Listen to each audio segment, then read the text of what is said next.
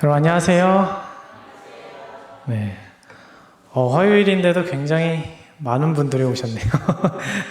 깜짝 놀랐습니다. 우리 안산교회는 화요일날 출석률이 되게 좋은 것 같네요. 네, 고향마을 어르신들도 너무 오랜만이시죠? 네. 정말 우리에게 이렇게 매주 3번씩이죠. 3번씩 올 수 있는 참 이 교회가 있다는 사실 너무나도 감사한 것 같습니다. 네. 저는 어렸을 때는 굉장히 짐이었어요. 부모님 따라 오는 게. 가기 싫은데. 집에서 게임하고 싶은데. 이제 보니까 너무나도 큰 축복이었다는 사실을 열심히 느끼는 것 같습니다.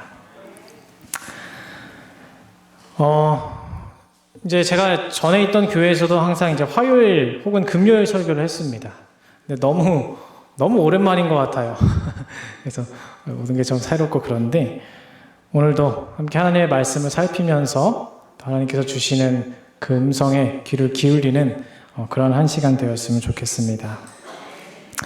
오늘의 제목은 다시 밝혀야 할 불꽃입니다.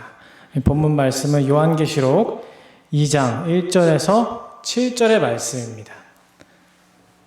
제가 PPT를 준비했는데 생각보다 글씨가 작더라고요. 그래서 성경을 보시고 함께 좀 보도록 하겠습니다.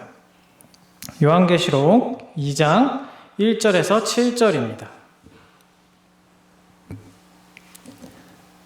제가 읽도록 하겠습니다. 네, 요한계시록입니다. 요한계시록 2장 1절에서 7절. 에베소 교회에 보내는 권면의 말씀입니다.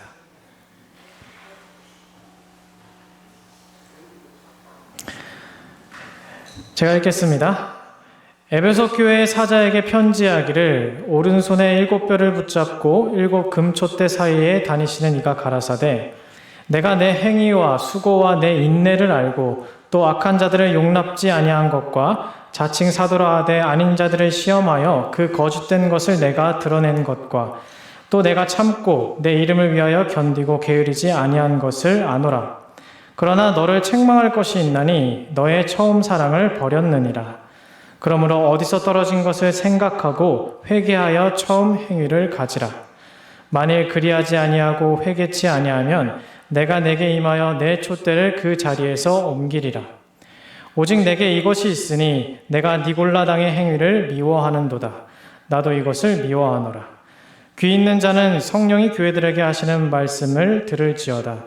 이기는 그에게는 내가 하나님의 낙원에 있는 생명나무의 과실을 주어 먹게 하리라. 아멘. 이 에베소 교회에 보내는 권면의 내용은 굉장히 저희에게도 익숙한 이 기별이기도 합니다. 먼저 이제 에베소에 대해서 우리가 이렇게 한번 생각해 보고 가면은 지도 잘 보이시나요? 네. 에베소는 이제 요한이 반모섬에 갇혀 있었죠. 근데 그 반모섬으로부터 약 60마일, 이제 보면은 대략 96km 정도 이렇게 떨어진 곳에 있었습니다. 근데 이 지역, 지중해 지역에는 이 7교회뿐만 아니라도 다른 많은 교회들이 있었습니다. 근데 하나님께서 이렇게 에베소를 포함해서 7교회를 택하셔서 그곳에 기별을 보내신 이유는 그 교회들이 어떤 큰 교회여서 단순히 그런 것이 아니라 그 교회의 모습들이, 그 교회들이 각각 가지고 있는 그 모습들이 당시의 모든 교회들의 모습을 대표할 만한 그런 모습이었기 때문에 하나님께서 7교회에 택하셔서 보내신 것입니다. 그리고 그래서 그 7교회의 모습들을 보면 이 역사 속에서 이루어졌던 수많은 교회들, 그죠? 그리고 오늘날 있는 이 수많은 교회들의 모습을 또한 이 7교회를 통해서 우리가 이제 볼 수 있는 것입니다. 이 에베소라는 지역, 말씀드린 것처럼 60마일 정도 떨어진 곳이고요. 이 에베소 교회는 아굴라, 또 브리스길라, 아볼로에 의해서 세워졌습니다. 이 내용은 이제 사도행전에 나와 있습니다. 그리고 바울이 이제 보통 이 선교 여행을 하면은 한 곳에 오래 머문 적이 없었어요. 보통 한 몇 개월, 길면은 1년 정도 머물렀는데요. 근데 에베소에는 몇 년 정도 있었냐면 3년 정도 이곳에 머물렀습니다. 그러니까 그만큼 굉장히 바울이 이곳에 이 교회에 애정을 쏟았다라는 것을 우리가 알 수 있습니다.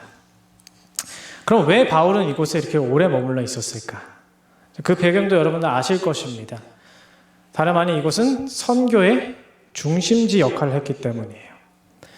그러니까 보시는 것처럼 이 에베소 교회는 바닷가와 가장 가까운 곳에 있습니다. 에베소는. 그래서 이곳은 항구 도시였어요. 그래서 항구 도시다 보니까 자연스럽게 무역을 했겠죠. 그래서 이 아시아에서 온 이 수많은 상인들이 어디를 통해서요? 에베소를 통해서 유럽으로 진출을 했습니다. 그리고 유럽에 있는 상인들은 이 에베소를 통해서 이 아시아에 진출을 했어요. 그러니까 이곳에는 자연스럽게 정말 수많은 사람들 그리고 다양한 사람들이 모이는 그런 곳이 되었습니다. 그러니까 선교에 있어서도 어때요? 굉장히 이점이 있는 것이죠.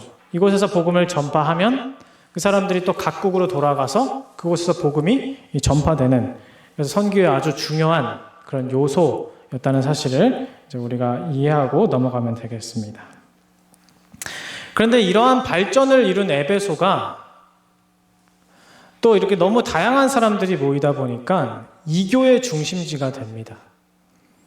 그러니까 수많은 사람들이 수많은 곳에서 오다 보니까 그 수많은 사람들이 섬기는 어때요? 가지각색의 신들이 또 이곳에 신전들이 만들어지고, 그로 인해서 이 에베소 교회도 그 이교의 영향을 받습니다. 그래서 그러한 핍박 아래에 이 에베소 교회가 처해 있었다는 사실을 우리가 이해하고 오늘 말씀을 보면 좀 더 그 의미가 다가올 것입니다. 네, 여기 보면 이제 오른손에 7뼈를 붙잡고 7 금촛대 사이에 다니시는 이가 가라사대라고 말하고 있어요. 여기서 말하는 이 7별을 붙잡다, 그죠? 그리고 7 금촛대, 이 두 가지가 등장하는데 이 두 가지는 무엇을 의미합니까? 네, 이것은 교회, 그죠? 7별은 교회의 지도자들, 그리고 7 금촛대는 이제 7 교회를 의미합니다. 즉, 지금 이 세상에 있는 모든 교회를 대표한다라고 할 수 있는 것입니다. 여기서 이제 7별과 7 금촛대로 표현되는 이 교회의 사명을 예수님께서 말씀해 주세요. 교회의 사명이 무엇일까요? 전도, 선교, 그죠? 이제 이 두 성경절을 보면은 너희는 뭐라? 세상의 빛이라라고 말하고 있습니다. 그리고 빌립보서 2장 15절의 말씀을 보면 빛들로 나타나매라고 나와 있어요. 우리가 간단하게 이해할 수 있습니다. 별은 밤하늘을 비춥니다. 그리고 촛대는 이 어두움을 비추는 역할을 해요. 그러니까 그것으로 표현된 이 교회는, 이 교회의 사명은 무엇입니까? 세상을 빛으로 비추는 것입니다. 그것이 지금까지의 교회의 사명이었고 오늘 이 안산교회의 사명인 것이에요. 그런 의미에서 우리 안산교회는 이 안산의 어두움 속에 빛을 비추는 그러한 교회입니까? 네, 그러한 교회가 되기를 간절히 바랍니다.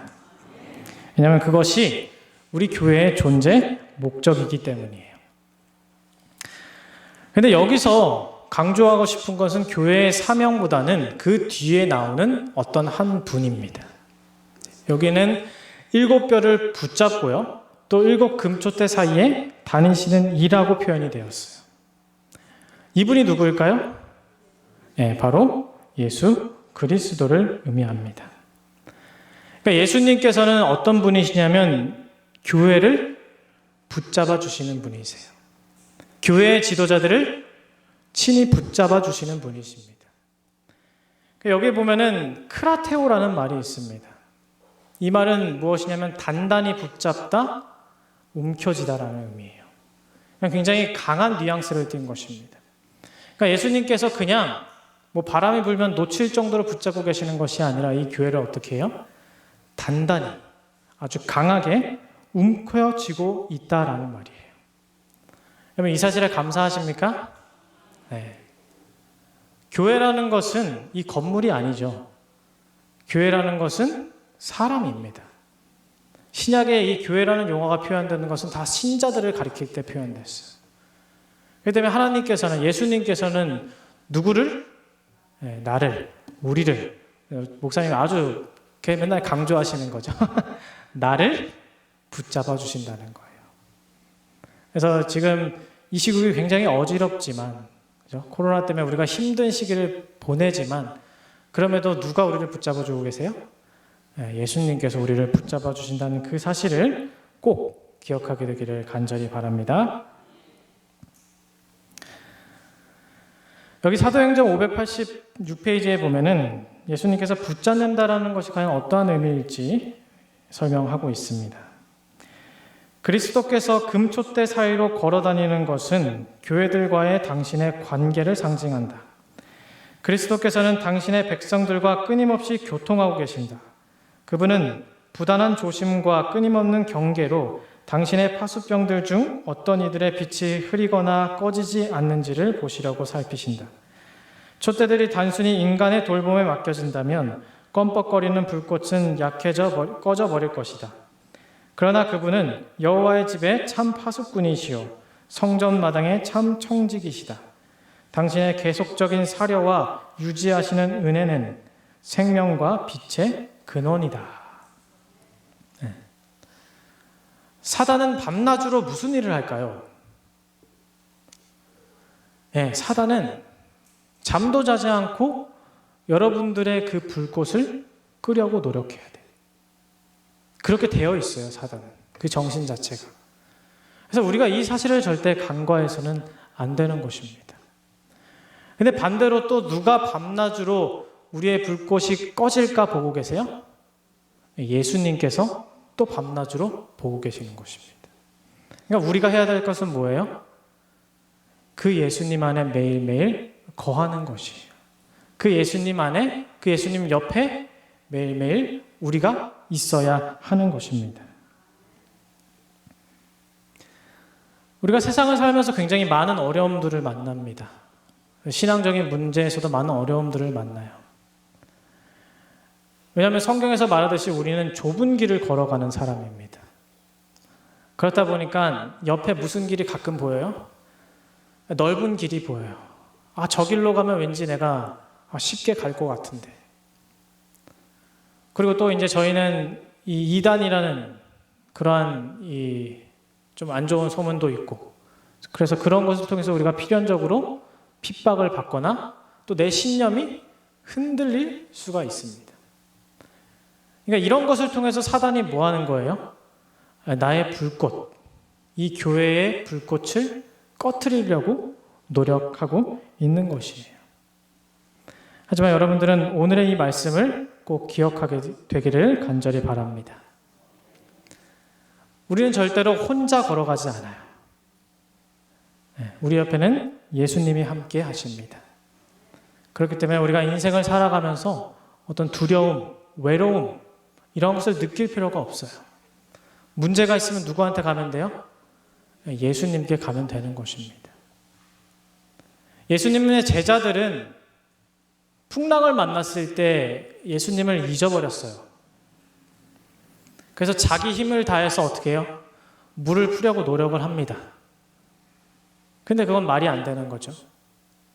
그렇게 이제 거의 죽을 쯤에, 이제 모든 것을 포기할 쯤에 그들이 누구를 보게 돼요? 누워 계시는 예수님을 보게 돼요. 그제서야 예수님께 가서 예수님을 깨우고 예수님께 구해달라고 외칩니다. 그때 예수님께서 딱 한마디 하시죠. 잠잠하라, 고요하라. 우리의 인생의 모든 문제들은 마찬가지예요. 우리가 예수님을 보지 못하면 우리의 힘으로 도저히 해결할 수 없을 것 같아요. 너무나도 그게 힘들게 다가옵니다. 근데 그때 우리는 누구를 봐야 돼요? 그 금촛대 사이에 거니시는 예수 그리스도. 그분만 보고 그분 곁에 있으면 되는 것입니다. 그럼 예수님께서 여러분의 삶을 붙잡아 주시고 여러분의 삶을 친히 이끌어 주시는 것이에요. 바로 이것이 오늘 안산교회에 보내는 예수님의 첫 권면인 것입니다. 근데 7교회에 보내는 편지들을 보면요, 공통점이 있는데 그 발신자라 그러죠. 편지를 쓰는 사람은 동일한 예수님이세요. 근데 7교회에 보내는 그 편지마다 각각 그 예수님이 다른 모습으로 묘사가 되십니다. 그래서 서머나교회 같은 경우에는 죽었다가 살아나신 예수님, 이렇게 묘사가 돼요. 버가모 교회, 사대교회 다 다르게 묘사가 됩니다.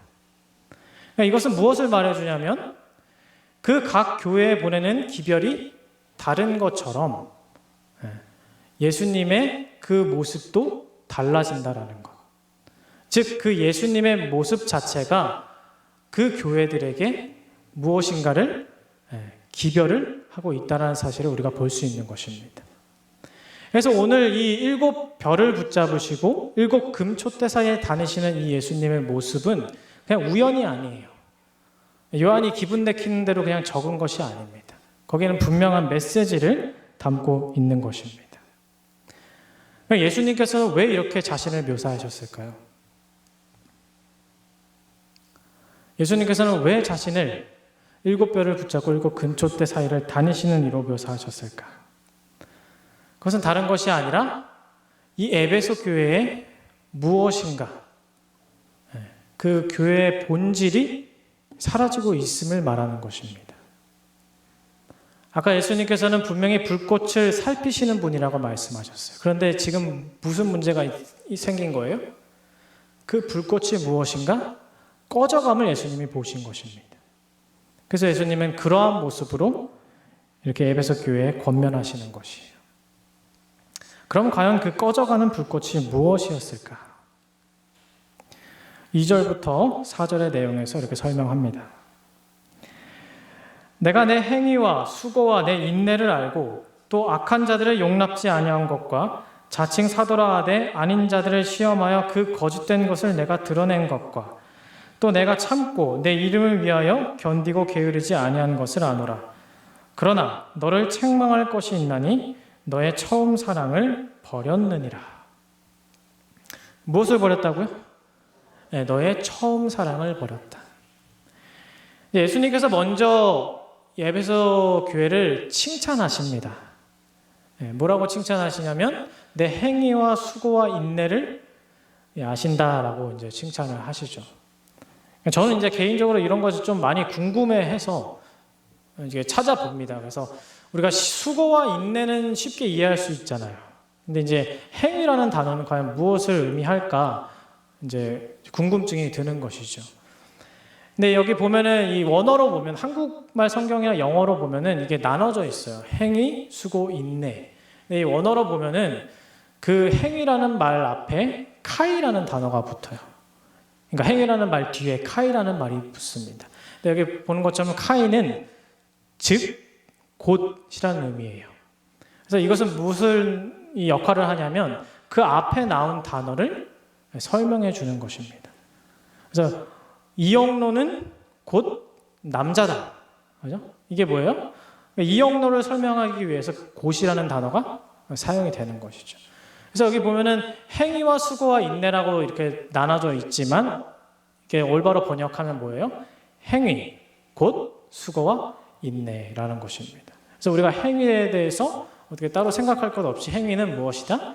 수고와 인내를 뜻하는 것이다 라고 이해하면 되겠습니다.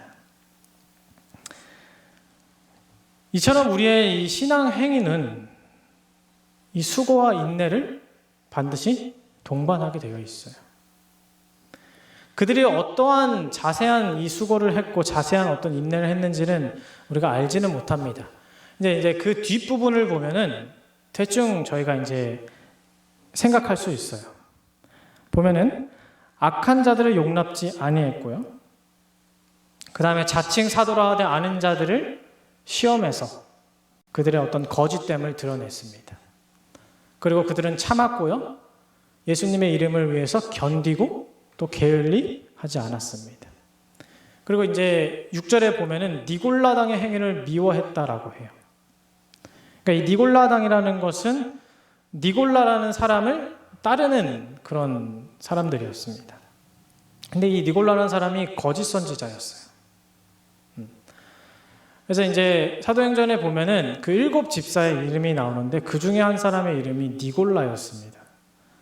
그래서 이제 신학자들은 아마도 이 니골라가 지금 이 니골라당을 만들지 않았을까라고 생각하는 것이죠. 그러니까 초대교회를 세웠던 7집사 중에 한 사람이 이러한 거짓 선지자의 역할을 했다라는 것입니다. 이제 그들이 주장하는 것은 그거였어요. 이 은혜와 복음의 시대가 도래하여 이 복음이 십계명을 폐했기 때문에 더 이상 계명에 얽매일 필요가 없다. 그게 그들의 주장이었어요. 그래서 하나님의 계명을 완전히 무시해버리는 그런 신앙으로 가는 것이 바로 니골라당의 신앙이었습니다. 그래서 에베소 교회는 그러한 사상을 받아들이지 않았다라는 것이죠. 그리고 이 에베소에는 굉장히 이상한 제도가 있었습니다. 이제 그들은 이제 이교의 중심지였다고 제가 설명을 드렸는데 그들이 섬기는 아뎀이라는 신이 있었어요. 근데 그들이 이제 그 신을 섬기기 위해서 신전을 만들었는데 그들이 어떠한 제도를 만들었냐면 어떤 범죄를 저지르거나 사람을 죽였을 때 그 신전 근처에만 가면 그 사람을 죽이지 못하는 그런 제도를 만들었습니다. 그러니까 옛날에 그 성경에 나오는 도피성과 굉장히 비슷하죠. 근데 심지어 이제 그 신전에 가는 것도 아니고요. 그 신전에서 활을 쏴서 닿을 수 있는 거리. 굉장히 멀겠죠? 그 거리 안까지만 사람이 들어오면 어떻게 돼요? 그 사람은 그 범죄로부터 자유롭다라는 그런 제도가 있었습니다. 그러니까 그 말도 안 되는 제도 때문에 그 에베소에 있는 그 신전이 어떻게 됐겠습니까? 아주 범죄자들로 우글우글거리는 득실득실하는 그런 곳으로 변했어요. 그런 곳에 어디 누가 있었냐면 에베소 교회가 있었던 것이에요. 그들의 수고와 인내가 칭찬받을 만한가요? 이런 환경 속에서 수고하고 인내한 그들 칭찬받을 만한가요? 네, 칭찬받을 만합니다. 그들은 니골라당의 그 거짓 교리를 받아들이지 않았습니다. 악한 자들을 절대 용납하지 않았어요. 거짓된 것을 확실히 드러냈습니다. 그리고 예수님의 이름을 위해서 참고 견디고 게으르지 않았어요. 너무나도 좋은 신앙의 모습 아닌가요? 그죠? 그러면 우리도 그 모습을 본받아야 될 것입니다. 그런데 예수님께서는 이것을 오늘 칭찬으로 사용하지 않으세요. 되게 잘한 것 같은데, 되게 올바른 신앙의 모습인 것 같은데 예수님께서는 이것을 책망의 과정에 사용하십니다. 그래서 4절과 5절을 보면 이렇게 나와 있어요. 그러나 이 너를 책망할 것이 있나니 너는 처음 사랑을 버렸느니라. 그러니까 우리가 이 4절만 보면 그 의미를 이렇게 받아들일 수 있습니다. 너가 이것도 잘하고 있고 저것도 잘하고 있는데 이 사랑만 조금 보충하면 더 좋을 것 같아. 그러면 더 완전한 교회가 될 것 같아. 라고 이제 우리가 이해가 돼요. 근데 우리가 5절을 읽게 되면 그것이 아니구나라는 사실을 알게 됩니다. 5절에 뭐라고 나와 있어요? 회개하라고 나와 있습니다. 그리고 그렇게 하지 않으면 내 촛대를 옮겨버리겠다라고 말씀하십니다. 이게 무슨 의미냐면 무엇인가 지금 잘못하고 있다는 것이에요. 너가 이거는 잘하고 저거는 잘하지만 좀 부족한 부분을 보충하면은 정말 완벽한 교회가 될까요가 아니라 너는 지금 잘못하고 있다는 거예요. 완전히 무엇인가 잘못하고 있다고 예수님께서 말씀하시는 것입니다. 어느 정도로 잘못하고 있어요? 회개해야 될 정도로. 회개하지 않으면 그 촛대를 옮겨버릴 정도로 잘못하고 있다는 것이. 촛대를 옮겨버린다는 것은 더 이상 그 초가 불을 밝히지 않는다라는 말이겠죠. 그러니까 더 이상 그 초의 역할을 하지 못한다라는 것입니다. 무엇이요? 사랑이 없는 수고와 인내만이 존재하는 그 신앙이라는 것이. 그것이 불꽃을 전혀 내지 못한다라고 예수님께서 말씀하시는 것입니다. 아니, 이게 왜 그렇게 회개해야 될 죄일까요? 열심히 수고하고 열심히 인내했잖아요. 네? 성경 공부 열심히 했고요. 원칙을 열심히 세웠고요. 죄인들을 용납하지 않았어요. 하나님의 이름을 위해서 참고 견뎠습니다. 그런데 예수님께서는 회개하라고 말씀하세요. 그렇지 않으면 내 촛대를 옮겨버리겠대. 교회 문 닫게 하겠다라는 거예요. 그래서 저는 이제 의문이 드는 것입니다. 조금 부족한 신앙이라고 말씀하셨다면은, 그죠? 좀 이해는 갈 텐데. 왜 예수님께서는 그렇게 강하게 말씀하신 것일까? 네, 우리의 생각이 어떻든 간에 성경은 분명히 뭐라고 말해요? 회개하라고 분명히 말하고 있습니다. 그래서 예수님의 이러한 분명한 말씀은 교회의 핵심이 무엇인지 가르쳐 주는 것이죠. 교회의 핵심은 수고와 인내가 아니라 뭐예요? 너희가 처음 잃어버린 그 처음 사랑이다라고 예수님께서 말씀하시는 것입니다. 우리는 교회를 열심히 하면 신앙생활 잘하고 있다 생각해요. 그죠? 남들보다 뭔가 좀 더 하고, 남들보다 헌금 더 내고, 남들보다 성경 공부 열심히 해서 이렇게 토론도 하고, 뭐 물어보면 이렇게 착착착착 나와서, 그죠? 옳지 않은 거 정죄할 줄도 알고, 그런 것을 가지고 우리가 신앙을 잘하고 있다라고 착각을 할 수가 있어요. 그런데 예수님께서는 절대 그렇게 말씀하지 않으세요. 너가 만약 사랑이 없다면 그것은 회개해야 될 죄다라는 거예요.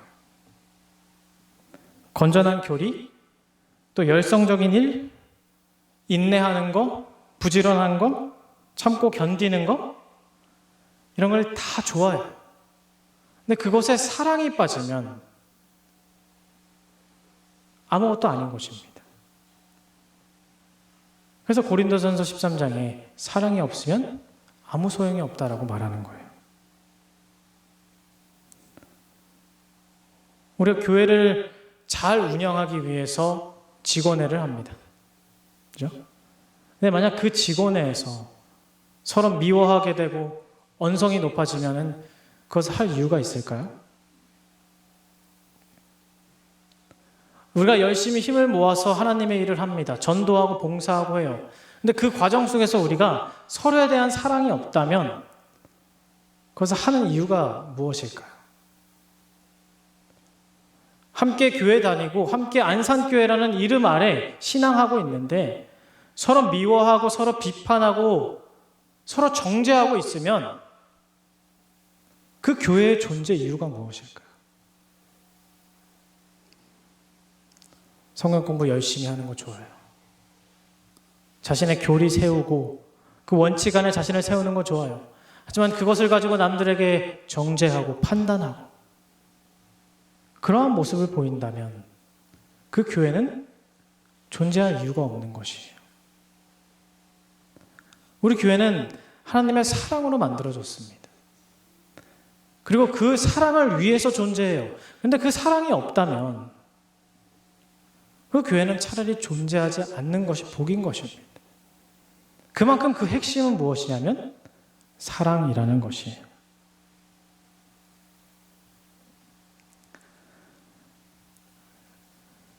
그래서 예수님께서 이렇게 분명히 말씀하시죠. 어디서 떨어진 것을 생각하고 너희가 회개하라. 회개치 아니하면 내 촛대를 그 자리에서 옮기리라. 처음 행위를 가지라고 말합니다. 그죠? 떨어진 것을 생각하고 회개하여 처음 행위를 가지라. 그러니까 사랑이라는 것은 당연히 행동이 있어야 되는 거예요. 행동 없이 사랑할 수 없습니다. 그래서 처음 행위라는 것은 처음 사랑과 같은 의미입니다. 그래서 우리는 반드시 처음 사랑을 기억해야 합니다. 우리가 신앙을 왜 시작했는지, 우리가 왜 신앙을 하는지 거기에 대한 이유를 확실히 알고 있어야 돼요. 우리가 왜 창조됐나요? 왜 하나님께서 우리를 창조하셨어요? 하나님께서 사랑하시니까. 그 사랑과 행복을 우리에게 나눠주고 싶으니까. 하나님께서 우리를 왜 구원하셨나요? 하나님께서 사랑하시니까 독생자를 주시고 우리가 그 독생자를 믿음으로 구원을 얻게 되었습니다. 우리는 그러한 사랑에 반응해서 그러한 사랑을 믿기로 했어요. 그것이 이 교회의 존재 목적인 것입니다. 하나님을 사랑하고 이웃을 사랑하는 것. 그것이 여기 모인 우리 개개인과 이 안산교회의 존재 목적인 것이에요. 근데 모든 교회가 세월이 지나면 이러한 모습을 보일 수가 있어요. 사람이니까 당연히 처음 사랑을 잊을 수가 있죠. 그런데 그것 예수님께서 모르셨을까요? 네, 다 아셨어요. 그러니까 지금 누구에게 기별을 준 거예요? 이 에베소 교회에 기별을 준 거예요. 그래서 그것을 본 우리도 그것을 통해서 나 자신을 진단하면 되는 거예요. 처음 사랑을 회복하라고 예수님께서 말씀하셨네? 우리 안산교회에 부족한 것이 무엇이지? 판단하고 다시 돌아가면 되는 것입니다. 다시 예수님을 영접하고, 그렇죠? 다시 내 안에 예수 그리스도를, 그리고 예수 그리스도 안에 나를 이렇게 놓는 그 경험을 해야 하는 것입니다. 그 엘렌 화이트는 이 설교와 강연 부분에서 이 교회가 나타내야 될 사랑에 대해서 잘 설명하고 있습니다. 하나님께서는 그분의 교회가 부드러움과 동정으로 그리스도의 정신을 나타내서 하늘의 빛을 반사하는 사실을 기뻐하신다. 그리스도의 심령에 거하는 사랑, 인간을 위해 자신을 희생으로 드리도록 한 사랑, 심지어 악한 자라고 불리면서 인간의 비난을 견디며 고통당하셨으며 그분이 봉사하는 동안 치료에 강력한 일을 하도록 한 사랑, 이것이 그분의 제자들의 생애에 나타나야 할 사랑이었다. 그래서 바로 이러한 예수님의 사랑이 우리 안산교회에서 다시 밝혀져야 되는 불꽃인 것입니다. 이 세상에는 수많은 교회들이 있어요.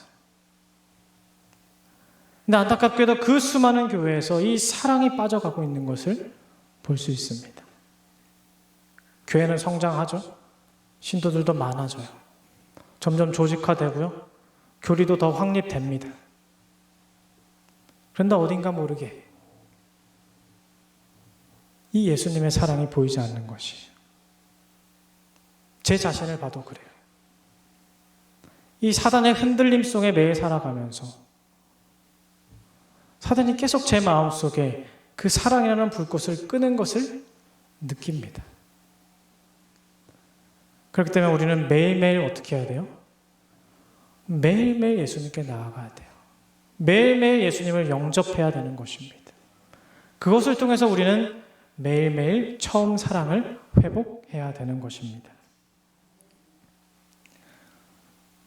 예수님께서 이제 마무리 지으시면서 이렇게 말씀하시죠.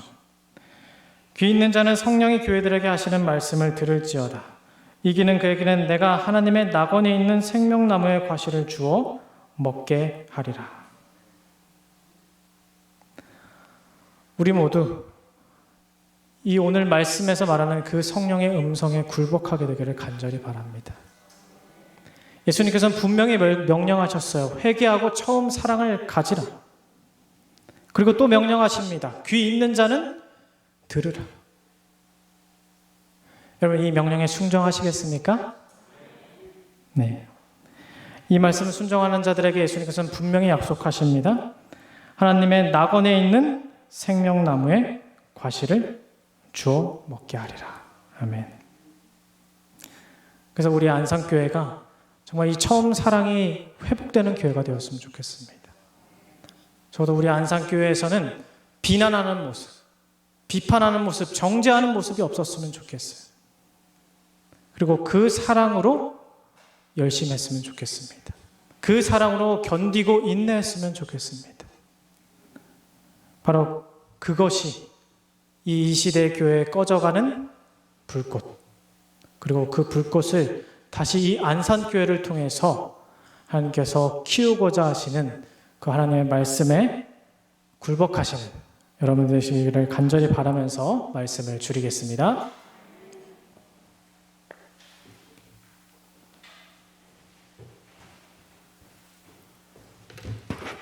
귀한 말씀 감사드립니다. 오늘 기도의 목록이 없죠? 그러니까 각자 개인 기도를 하도록 하시겠습니다. 코로나로 인해서 많은 분들이 교회를 한참 안 나왔기 때문에 또 식어졌을 수가 있고요. 우리가 각자의 신앙을 위해서 또 모든 교인님들의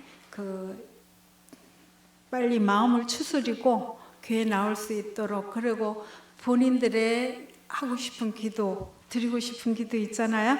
그 드리고 이제 이 반주 마칠 때까지 개인 기도를 드리겠습니다. 목사님하고 수석 장로님 의논하셔가지고 다음 화요일 날부터는 기도 목록을 정해 주시기 바랍니다.